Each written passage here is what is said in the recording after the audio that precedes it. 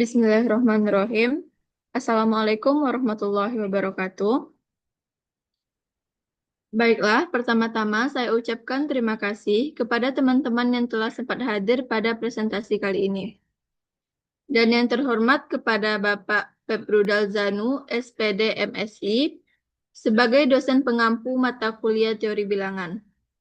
Baiklah, langsung saja masuk ke presentasi kami. Sebelumnya, kami dari kelompok 4 yang beranggotakan saya sendiri, Julia Hasanah. Selanjutnya yaitu rekan saya, Ainil Jamalia, Aura Izzatul Jannah, Dafa Julio Afandi, dan Zani Yusnawati Putri. Baik, untuk materi pertama yang akan dijelaskan oleh Ainil. Kepada Ainil, disilakan. Baik, kita mulai pada permasalahan, yaitu Pak Joko adalah seorang pedagang beras yang rutin mengirimkan berasnya ke beberapa pasar tradisional Suatu hari, dalam perjalanan menuju pasar induk, truk yang ia gunakan mengalami kecelakaan kecil sehingga beberapa karung beras robek dan sebagian berasnya tumpah. Setelah sampai di pasar, ia ingin mengetahui berapa banyak beras yang masih layak untuk dijual. Nah, untuk mengetahui berapa banyak beras yang masih utuh dan layak dijual, Pak Joko melakukan pengecekan dengan cara yang pertama, ketika jagung dimasukkan ke dalam 5 karung, habis terbagi tanpa sisa. Yang kedua, jika dimasukkan ke 8 karung, tersisa 3 kilogram. Dan yang terakhir, bila dimasukkan ke 9 karung, tersisa 4 kilogram dengan harga jual beras saat ini yaitu Rp5.000 per karungnya.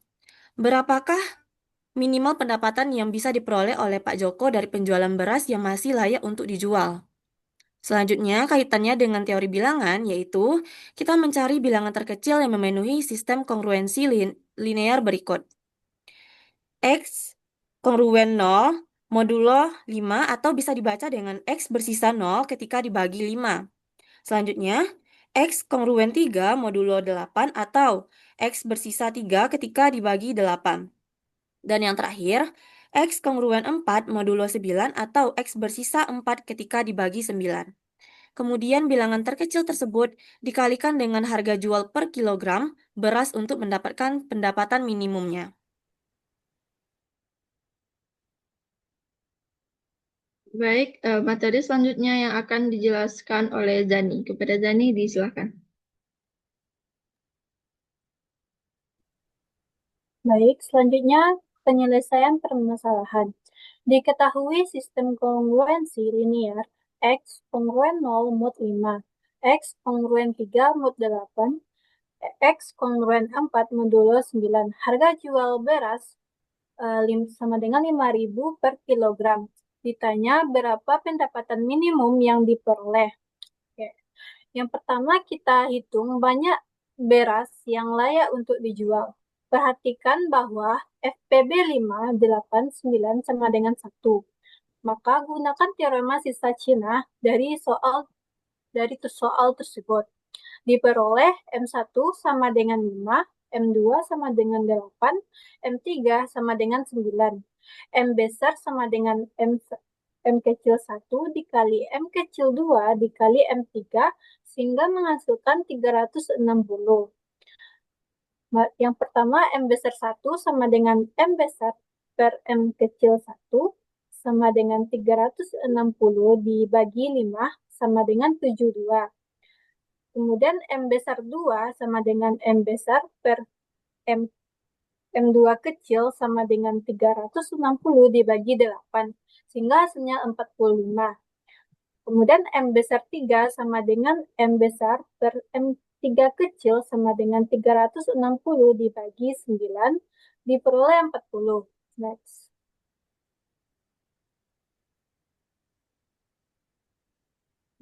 Kemudian kita cari inverse M besar 1 dalam modulo 5. 72X kongruen 1 modulo 5. Selanjutnya 72X kongruen 1 kurang 5K modulo 5. 72 kongruen dengan 2, sehingga 2X kongruen 1 modulo 5 Selanjutnya 2X sama dengan 1 dikurang 5 dikali 1 modulo 5.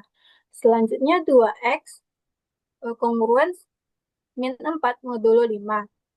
Diperoleh X kongruen min 2 modulo 5. X kongruen min 2 ditambah 5 modulo 5 diperoleh X kongruen 3 modulo 5. Jadi, inverse M besar 1 adalah 3. Kemudian inverse M besar 2 dalam modulo 8. 45 X kongruen 1 modulo 8. 45 kongruen dengan 5. Sehingga 5X kongruen 1 modulo 8. 5X kongruen 1 dikurang 8K modulo 8. Selanjutnya 5X kongruen 1 dikurang 8 dikali 2 modulo 8. Diperoleh 5X kongruen min 15 modulo 8. Kemudian kedua ruas dibagi 5 sehingga menghasilkan X kongruen min 3 modulo 8. Kemudian X kongruen min 3 ditambah 8 modulo 8 diperoleh X kongruen 5 modulo 8. Sehingga M2 inverse adalah 5. Selanjutnya. Kemudian kita cari inverse M3 dalam modulo 9. Diketahui tadi M kecil sama dengan 40. X kongruen 1 modulo 9. 40 kongruen dengan 4, maka 4X kongruen 1 modulo 9. Selanjutnya 4X kongruen 1 dikurang 9K modulo 9. Kemudian 4X kongruen 1 dikurang 9 dikali 9 modulo 9. Menghasilkan 4X kongruen min 80 modulo 9. Kedua ruas kita bagi dengan 4, maka menghasilkan X kongruen min 2 modulo 9. Sehingga menghasilkan X kongruen min 2 ditambah 9 modulo 9. Menjadi X kongruen 7 modulo 9. Jadi, inverse M besar 3 kita adalah 7. Berdasarkan teorema sisa Cina Berdasarkan teorema sisa Cina, kita menggunakan rumus X kongruen sigma I sama dengan 1 sampai K dikali AI dikali M besar I dikali inverse MI modulo M. Sehingga X kongruen tadi A1 kita 0 dikali M1 kita 72 dikali M inverse M1 inverse 3 ditambah A2-nya 3 dikali M2-nya 45 dikali inverse M2-nya 5 ditambah A3 4 dikali M3 kita 40 dikali M3 inverse kita 7 modulo 360. Sehingga X kongruen 0 ditambah 675 ditambah 1120 modulo 360. Menghasilkan X 1790 modulo 360 sehingga X kongruen 355 modulo 360. Jadi, banyak beras yang layak dijual adalah X kongruen 360T ditambah 355. T elemen Z. Sekian presentasi saya kembalikan ke moderator. Baik, materi selanjutnya yang akan dijelaskan oleh Dava. Kepada Dava, disilakan. Baik, terima kasih pada moderator. Di sini saya akan melanjutkan penjelasan dari rekan saya Zani. Jadi, maka banyak beras minimum yang layak dijual saat T sama dengan 0 adalah, jadi kita dapat mensubstitusikan T sama dengan 0 ke hasil yang didapat tadi, yaitu X kongruen sama dengan 360T ditambah 355. Jadi, kita dapat mensubstitusikan T sama dengan 0 ke persamaan tersebut. Jadi, X sama dengan 360 dikali 0 ditambah 355. Jadi, X sama dengan 355. Berdasarkan teori masih Cina, diperoleh pendapatan minimum banyak beras minimum layak jual dikali harga jual beras. Jadi, 355 dikali 5.000 menghasilkan 1.775.000. Jadi, pendapatan minimum yang diperoleh Pak Joko dari penjualan beras yang masih layak dijual adalah Rp175.000. Next. Selanjutnya, formula teorema sisa Cina. Jika diketahui sistem kongruensi berikut, X kongruen A1 modulo M1, X kongruen A2 modulo M2, sampai X kongruen AK modulo MK.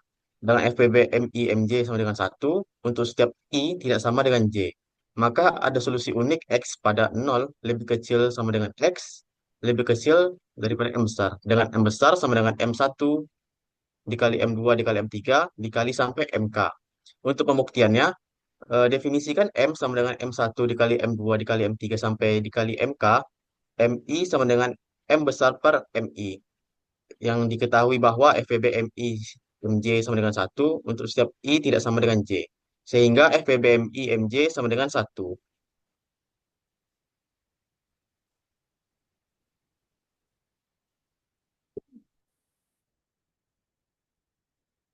Baik, pemateri selanjutnya yaitu oleh Aura. Pada Aura disilakan. Baiklah, terima kasih pada moderator. Di sini saya akan melanjutkan formula teorema sisa Cina.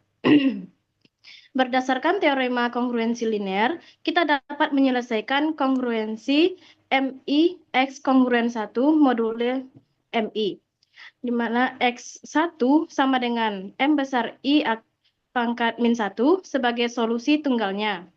Tujuan kita adalah untuk membuktikan bahwa X kongruen A1 dikali M besar 1 dikali M besar 1 pangkat min 1 ditambah A2 dikali M besar 2 dikali M besar 2 pangkat min 1 ditambah sampai AJ dikali M besar J dikali M besar J pangkat min 1 modulo M. Di mana ini adalah solusi simultan dari sistem kongruensi yang diberikan. Perhatikan bahwa MI kongruen 0 modulo M. Karena M habis dibagi MI, maka diperoleh X kongruen A1 M besar 1 pangkat min 1 ditambah A2 dikali M2 pangkat min 1 ditambah sampai AJ dikali MJ pangkat min 1 modulo M. Pilih bilangan bulat X1 sehingga MI dikali XI sama dengan 1 modulo M.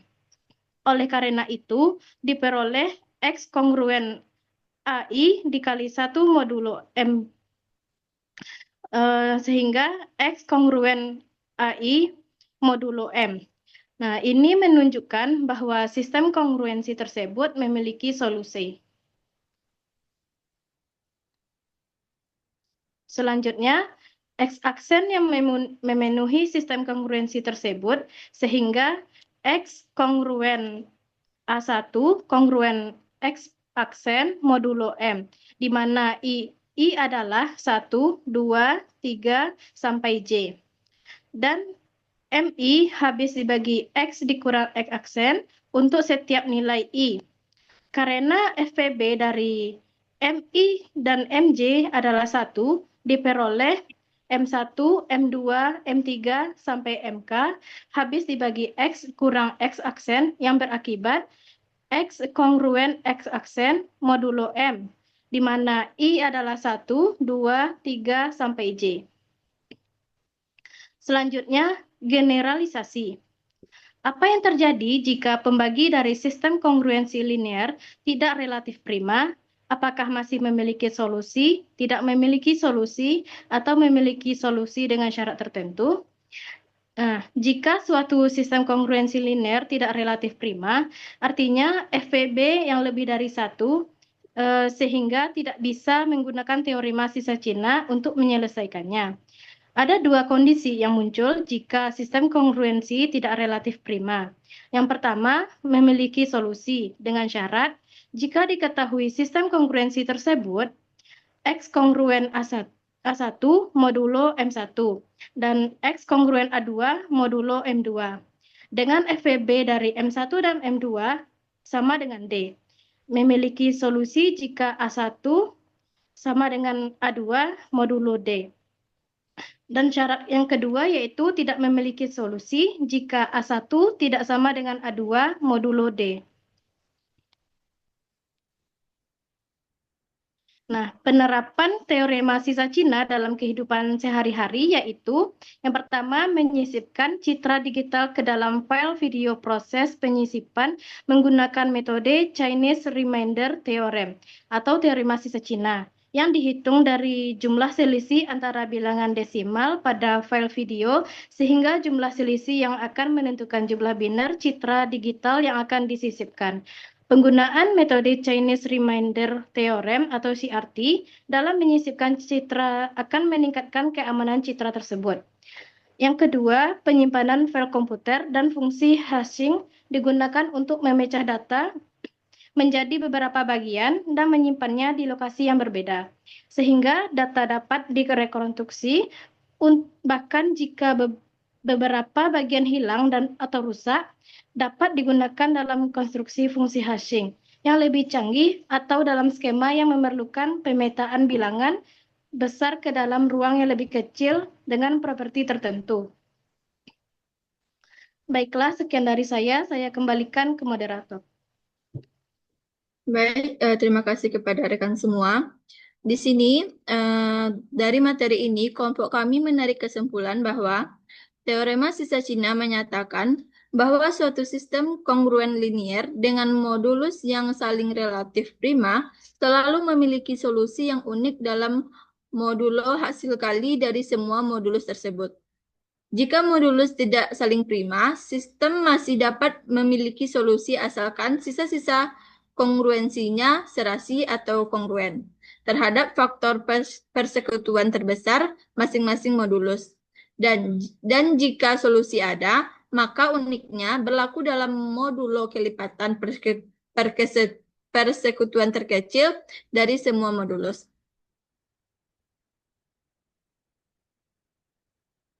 Baiklah, sekian presentasi dari kelompok kami. Saya selaku moderator minta maaf jika ada salah kata. Saya akhiri dengan membaca wassalamualaikum warahmatullahi wabarakatuh.